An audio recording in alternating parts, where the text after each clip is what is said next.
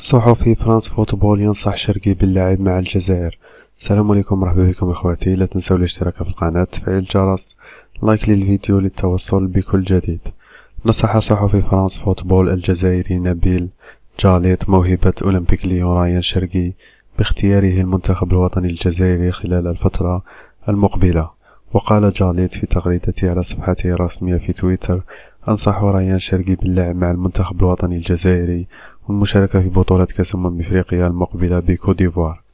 تأتي هذه الخطوة من صحفي فرانس فوتبول في ظل الوضعية المعقدة والصعبة التي يعيشها ريان شرقي مع أولمبيك ليون، حيث يحتل الفريق الفرنسي المركز الأخير في ترتيب البطولة، كما أن شرقي بات مهددا بتضييع مكانته الأساسية في صفوف لويل.